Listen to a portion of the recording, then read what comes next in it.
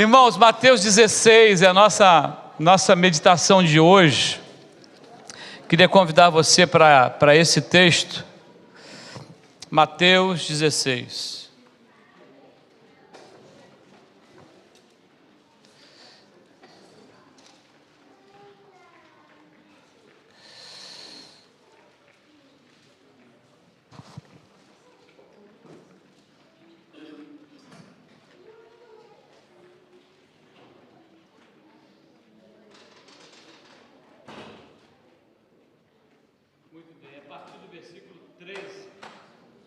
Nós vamos estar comentando. Eu preparei talvez mais de um texto para essa manhã, e essa madrugada Deus mudou o texto, então vamos nesse texto, né? Porque tem que obedecer. E é o texto que nós temos para essa manhã, e ele me confortou, ele falou comigo esse texto, e eu gostaria que falasse com você também, nessa manhã. Você que está aqui presencialmente ou você que está presencialmente cultuando também, aí onde você está, no Facebook, na sua casa ou no seu trabalho ou até no seu carro. Um novo tempo é o título da mensagem de hoje, um novo tempo. Ali a ampulheta ela foi zerada e tem mais areia em cima, não é?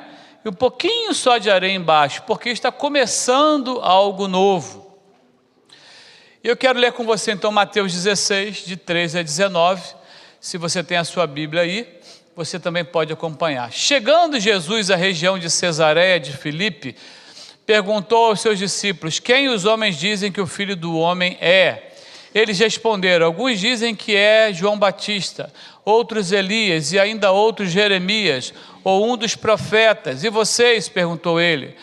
Quem vocês dizem que eu sou? Simão Pedro respondeu: tu és o Cristo, o Filho do Deus vivo.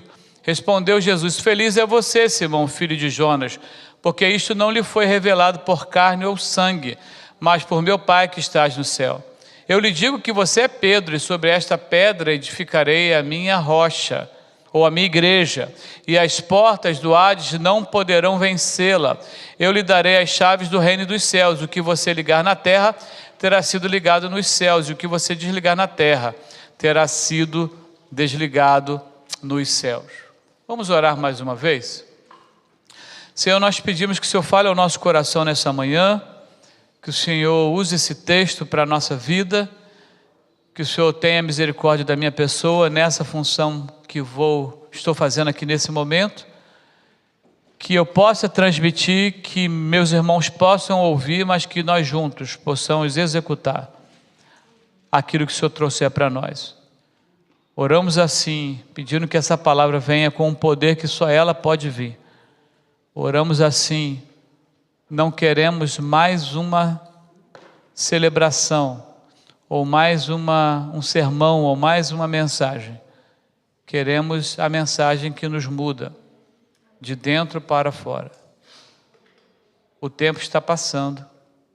Nós estamos a cada dia, a cada minuto, deixando esse mundo. Nos ajuda, Senhor, a cumprir aquilo que o Senhor nos mandou fazer aqui, cada um com sua missão específica, e todos nós com a nossa missão geral como igreja. Precisamos do Senhor. Nos ajuda, que o seu Santo Espírito tenha liberdade entre nós. Oramos assim, no nome de Jesus, o nosso Salvador. Amém. Irmãos, eu gosto muito desse texto. Acho que talvez tenha pregado uma vez desse texto. Hoje, em toda a minha vida, deve ser a segunda vez que eu prego nesse texto. E ele fala muito no meu coração.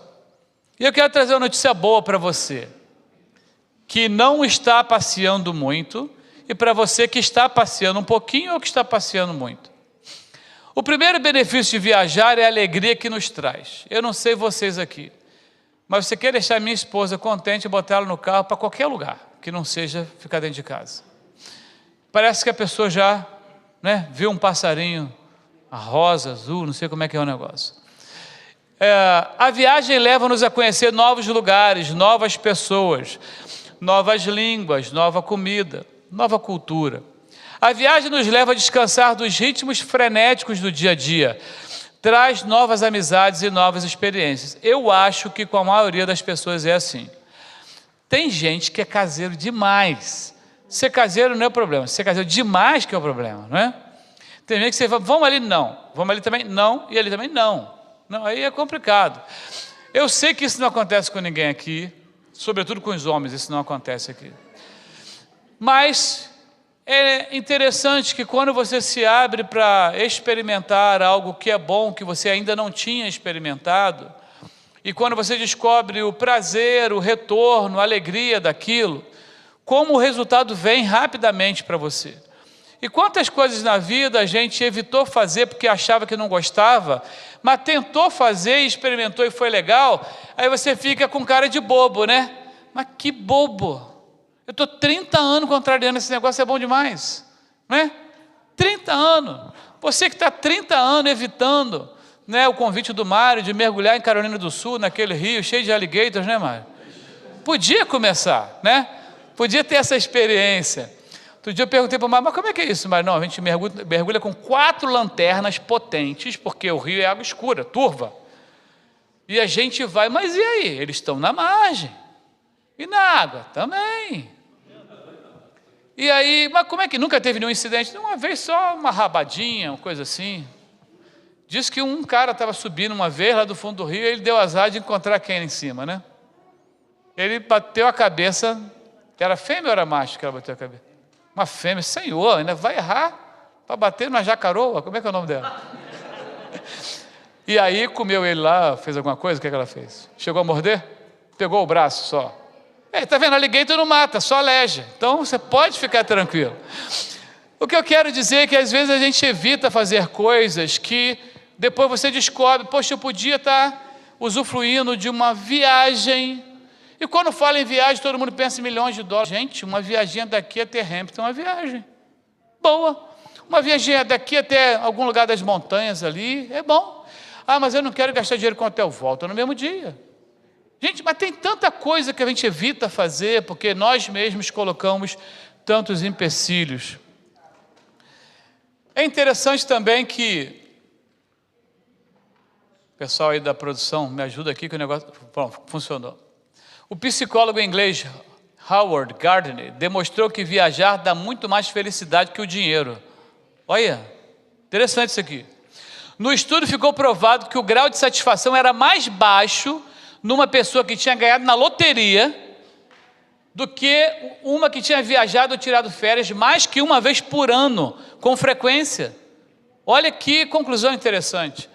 As últimas pesquisas têm sugerido que viajar aumenta as conexões entre os neurônios e, por consequência, aumenta a eficiência cerebral. A pesquisa também vai dizer que você se abrir para alguma viagem ou sair do seu lugar normal, da sua rotina normal, você pode curar doenças psicossomáticas ou psicológicas realmente, como depressão e outros desgastes. Fato é que às vezes a gente se engessa muito na rotina. Lembro uma vez, estava nascendo, eu creio que era a primeira filha do meu irmão, se eu não me engano, e nós fomos buscar papai para ir almoçar com a gente, porque minha mãe estava lá com a minha cunhada, e naquele dia eu peguei papai, já estava com as crianças no carro, e eu falei, vamos comer um peixe naquele lugar assim, na cidade vizinha, que eu nunca fui lá comer um peixe. Aí papai, protesto. Eu protesto. Aí o sósia dele, que tem o meu primeiro nome também, eu protesto. Falei, 2 protestando, está virando já quase maioria. Eu falei, então, mas hoje como eu estou dirigindo, vocês não têm direito de protestar, nós vamos lá comer o peixe lá no não sei aonde. Porque ele costumava comer naquele mesmo lugarzinho, a talvez 5 blocos de casa, que ele já estava acostumado. Só que eu não estava acostumado com aquele lugarzinho sem ar-condicionado, no calor que o Rio de Janeiro faz, né? Então, eu também protestei. O fato é que a rotina, às vezes, ela te adestra de um jeito que ela está te levando para algo nocivo. E você não está percebendo. Gente, vamos discutir disciplina e rotina. Porque você tem que ter algum método para viver. Alguma hora para acordar, para trabalhar, para comer, para dormir. Algum método você tem que ter. O problema é quando a rotina ela te faz escravo. E ela começa então a ser um problema para você. Sobretudo quem trabalha demais ou tem uma missão difícil, porque às vezes as pessoas não trabalham muitas horas, mas a missão é tão difícil que as poucas horas no cumprimento daquela missão são suficientes para desgastar a pessoa. A questão é que Jesus sabia de tudo isso que nós estamos falando aqui. E ele teve uma fantástica ideia. É um novo tempo. E a primeira parte desse novo tempo é um tempo onde ele, Jesus, deseja exclusividade com os seus discípulos. Chegando Jesus à região de Cesareia de Filipe, perguntou aos seus discípulos. Pode ser um versículozinho que você não consegue tirar nada dele, mas nós vamos tirar alguma coisa desse versículo hoje, já em primeira mão. Cesareia de Filipe foi uma região dada por Herodes a um dos seus filhos, por isso chamava o nome de Cesareia de Filipe, e botou Cesareia de Filipe, porque ele não queria confundir com a outra Cesareia que já existia perto ao mar Mediterrâneo. Então ficou conhecido como Cesareia de Filipe, mas porque obrigaram que o nome se chamasse Cesareia de Filipe, porque de fato o nome daquela região era já muito conhecida por região do Banias. E por que Jesus viaja a norte de Israel, com seus discípulos, aproximadamente 50, 60 quilômetros, de Cafarnaum, de Jerusalém, muito mais? Por que então agora ele se desloca para o norte do país, quase fora das terras de Israel, fronteira ali com Síria? Por que ele vai para ali? Primeiramente, ele vai só com os seus discípulos. Não há multidão naquele lugar. Não é uma reunião de multidões de cura, de libertação e de sermões entregues para milhares de pessoas. Jesus vai para Cesareia de Filipe com os seus discípulos mais próximos. E por que ele foi para lá? De vez em quando tem que orar para funcionar, mas funciona. Porque lá havia e há até hoje o Parque Nacional de Banias, como é o nome da atualidade. Pensa, Oriente Médio, calor, seca, terreno arenoso. Em Cesareia de Filipe havia um conjunto de águas, era nascente do Rio Jordão, o lugar era lindíssimo. Aliás, estamos precisando dessa água por aqui, né, gente? Para a nossa grama, porque o negócio está feio. Era um lugar irrigado, um lugar maravilhoso. Floresta, árvore para todo lado.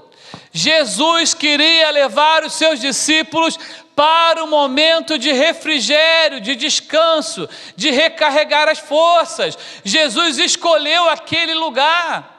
Ele então intentou viajar com seus discípulos para um lugar que não era comum. Você pode ver no Novo Testamento quantas vezes Jesus foi para esse lugar. Isso não era frequente. Ele leva o seu grupo para ali, num lugar especial.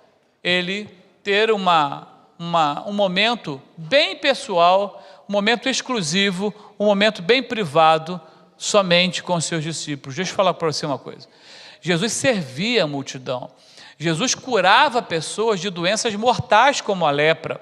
Jesus ressuscitou pessoas. Jesus limpou pessoas de espíritos imundos. E essas pessoas nunca o seguiram.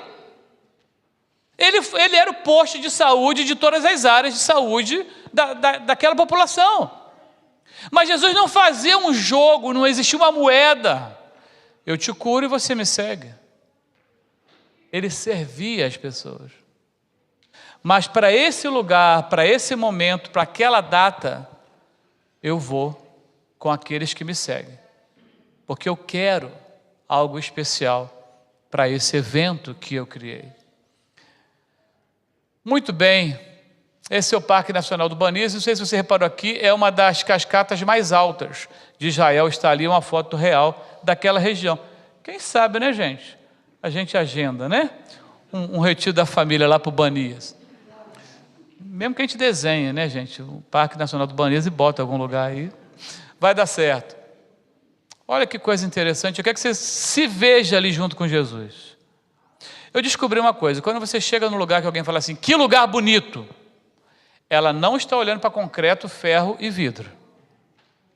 Normalmente está olhando para o verde, está olhando para a água, está olhando para alguma coisa que o Senhor criou.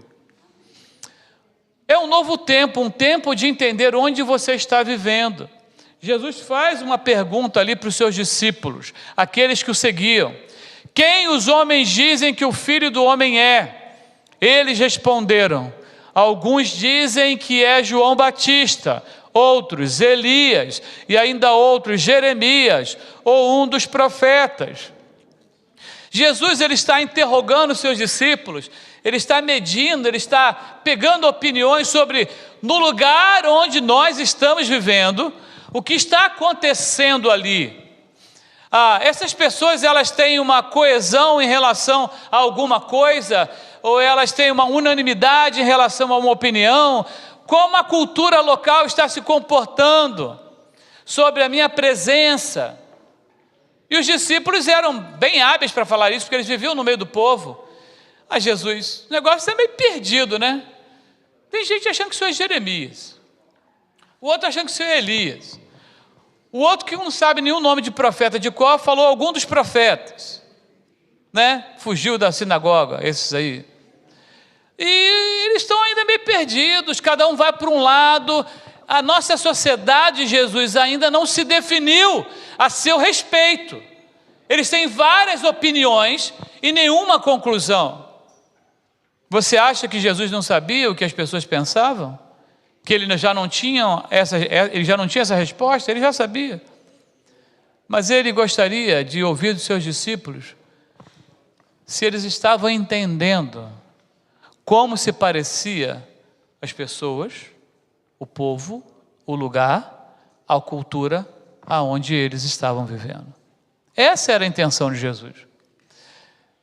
Por exemplo, nós vivemos hoje uma era difícil, a era do relativismo.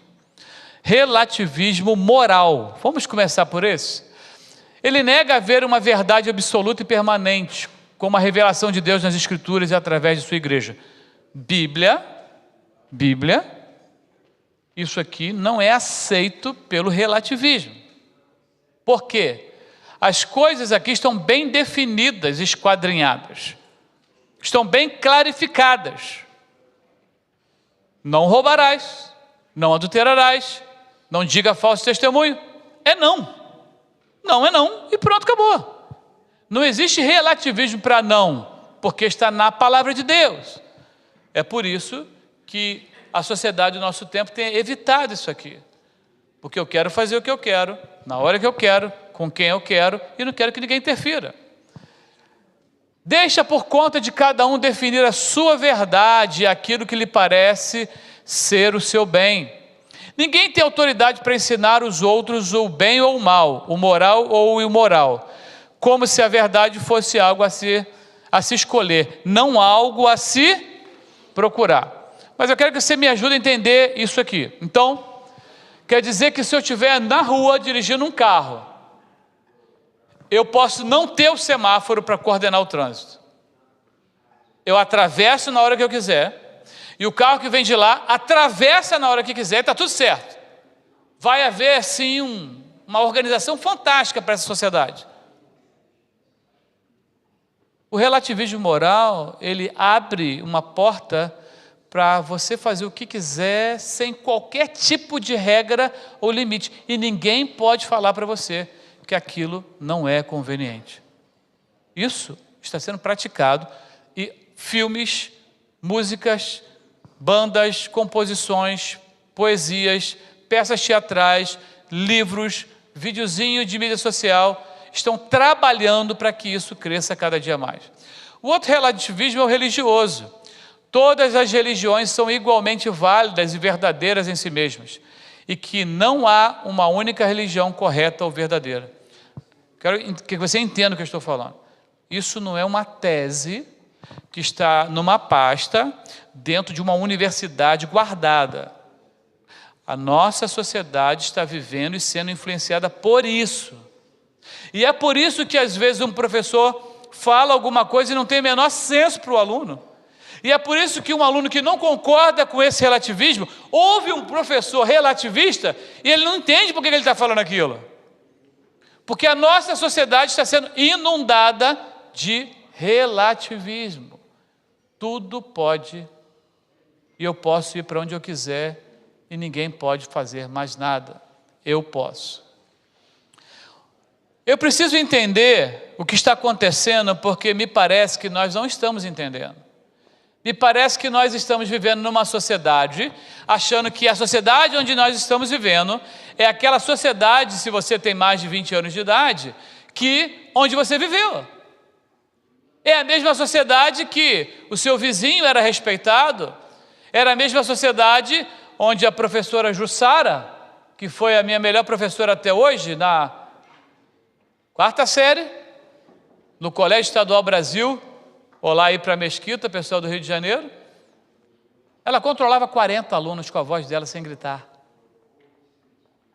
E a gente chegava para a escola e tinha a formatura, e todo mundo sabia o hino do Brasil, inclusive o hino da bandeira. E a gente estava bem ali disciplinado, educadinho. E a professora era uma autoridade.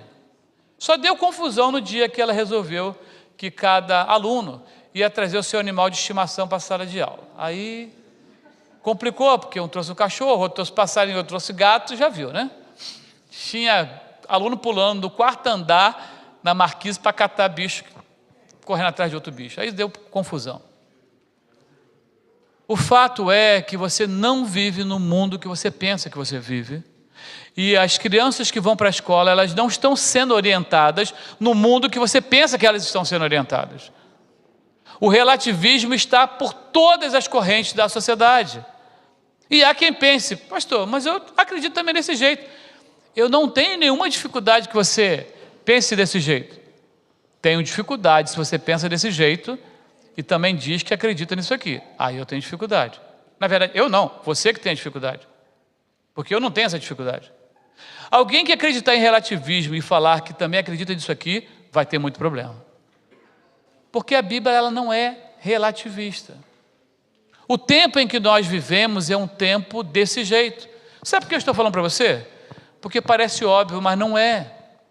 A maioria de nós trabalha de sol a sol, manhã, tarde e noite. Chega em casa cansado, quer tomar um banho, quer comer e quer descansar para o dia seguinte. A grande maioria de nós não está acompanhando as notícias do dia a dia. A grande maioria de nós não sabe que essa semana, aqui em Henrico, uma senhora aqui na 64 se jogou de um viaduto no trânsito embaixo. A grande maioria não sabe dessa notícia. E de muitas outras notícias. Porque nos anestesiamos até sem querer. Porque a rotina está nos levando para isso. E a gente não sabe o que está acontecendo em torno de nós. É um tempo de entender que este tempo não é algo para a gente brincar. Quando Jesus pergunta o que está acontecendo, o que eles estão falando? Ele já sabia. Mas ele queria que os discípulos também tivessem essa informação. Ele queria confirmar. Também estamos num tempo para conferir como você está nesse tempo do relativismo. Porque aí a gente está entrando um pouco mais fundo no assunto. Uma coisa é a sociedade, uma coisa é a rua, uma coisa é a escola, uma coisa é o trabalho, uma coisa é a universidade, outra coisa é você. O quanto de relativismo já entrou dentro de você? Minha pergunta nessa manhã para você. O quanto de relativismo já entrou dentro de você? Porque alguns argumentos estão sendo usados para que você tenha uma boa dose de relativismo a cada dia, entrando dentro de você. Como você está nesse novo tempo? E vocês, perguntou ele, quem vocês dizem que eu sou? A pergunta foi no plural para os discípulos chegados de Jesus. Quem vocês dizem que eu sou? Quem vocês dizem que eu sou? Embora o mundo esteja desse jeito, quem vocês dizem que eu sou? Um governador de um estado americano agora decretou que a Bíblia vai ser ensinada nas escolas, sobretudo como documento histórico. Tudo que você pensa de história, de Constituição, a Bíblia foi a base para todo o mundo ocidental. Para todo o mundo ocidental. E agora ele decretou e está cortando dobrado por conta disso. Eu acho que foi excelente o que ele orientou. Eu vou falar para você por quê. Loren Cunningham, já falecido há poucos meses, foi um dos homens que viajou por todos os países do mundo, muitos deles mais de uma vez. Quando escreveu o livro que transforma as nações, no seu relato ele identificou que, visitando o mesmo país mais de uma vez, os países que decidiram por ensinar a Bíblia nas escolas prosperaram enormemente em relação aos países que não fizeram isso. Isso também significa que ensinar a Bíblia do país chamado sua casa terá um bom resultado. Mas isso também não é suficiente apenas, porque você ensina a palavra dentro da sua casa, mas quem recebe precisa acreditar que ela é poderosa e precisa acreditar que atravessar os limites vai trazer algum prejuízo. Em que momento você está sobre quem ele é para você? E vocês, perguntou ele, quem vocês dizem que eu sou? Temo que muitas pessoas dentro de igrejas no mundo inteiro hoje tenham escolhido pelo ambiente da igreja. Gostam de estar no ambiente da igreja, têm boas amizades, fazem bons amigos, tiveram uma vida mudada em relação a vários hábitos, inclusive se batizaram, inclusive são membros de igreja. Mas se o próprio Jesus perguntasse para elas quem eu sou para você, elas teriam dificuldade para responder, porque elas aderiram a uma cultura, mas ainda não o próprio Cristo. Em quarto lugar, mas antes disso, queria passar para você uma pesquisa. Essa pesquisa é do Instituto Barna, um instituto americano, que tem muitas pesquisas excelentes sobre religião e cristianismo. É o percentual de pessoas que acreditam que Jesus existiu. E você vai ver que um grande número, aqui são faixas etárias, não é? Cada geração. Você vê que a grande maioria, na média, 92% das pessoas acreditam que Jesus existiu como uma pessoa nessa terra. 92% das pessoas nos Estados Unidos acreditam que Jesus existiu como uma pessoa, um homem que andou aqui nesse planeta. O problema começa aqui. Preto eu acredito que Jesus era Deus. Está em preto, ok? Aqui essa corzinha de burro quando foge, não sei qual é o nome disso. O que é isso aqui, essa cor? Bege. Bege. Então tá bom, no bege. Esse begezinho aqui, olha, eles acreditam que Jesus era um líder espiritual. Só. E os em branco não estão certos de nada. Não sabe se ele era um líder espiritual, ou se ele era Deus, ou se ele não era nada. Esse é o percentual. E a coisa muda. Você vai ver para os mais idosos, a crença de que ele era Deus aumenta, aqui aumenta, ali vai diminuindo. Total de adultos é uma média também, 56 acredita, o resto não. Mas aqui complicou um pouquinho mais. Olha o que foi aferido.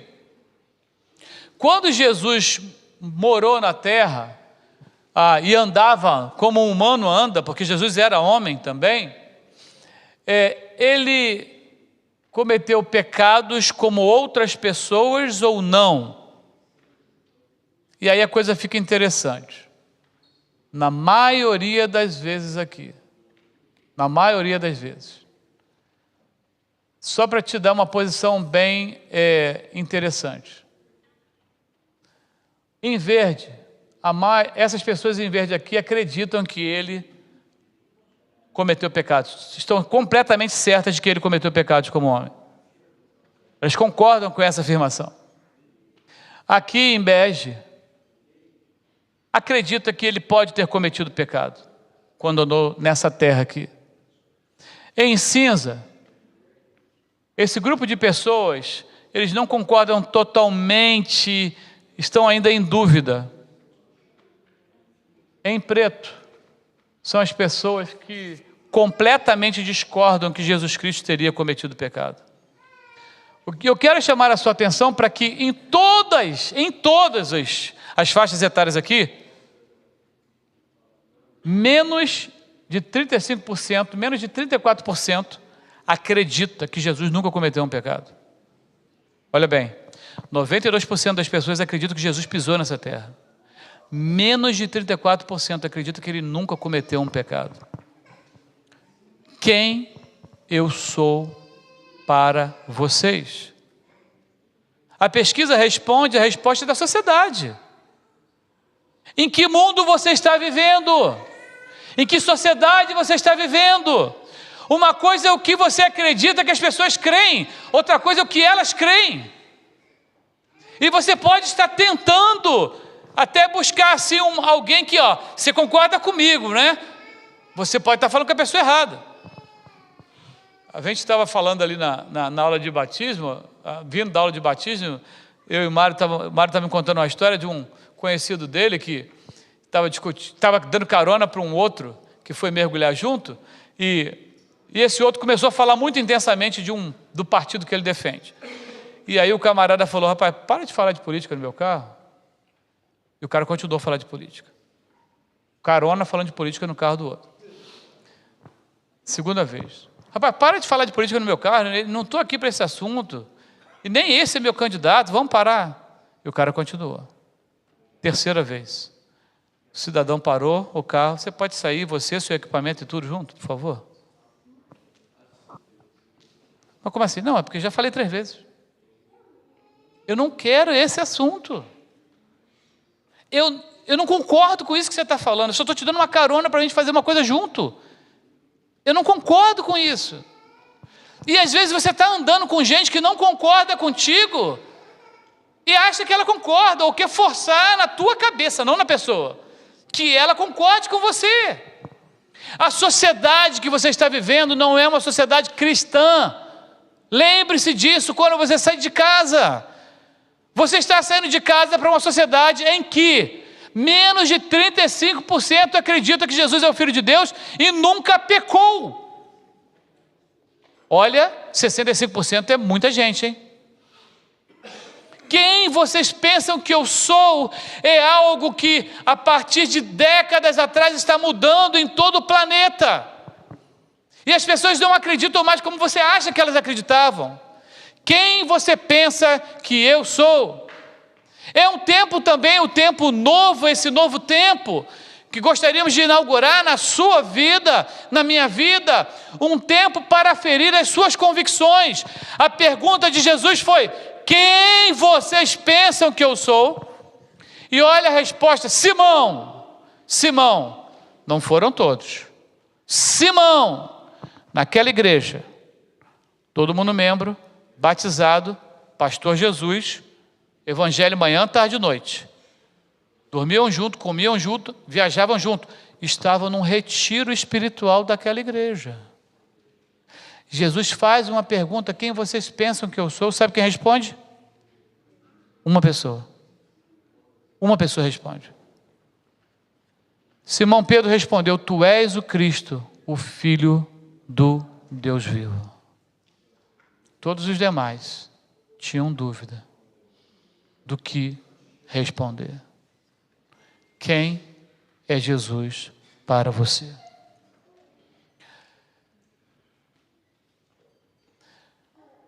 A pesquisa também considerou quem entendia que Jesus era importante para a sua vida.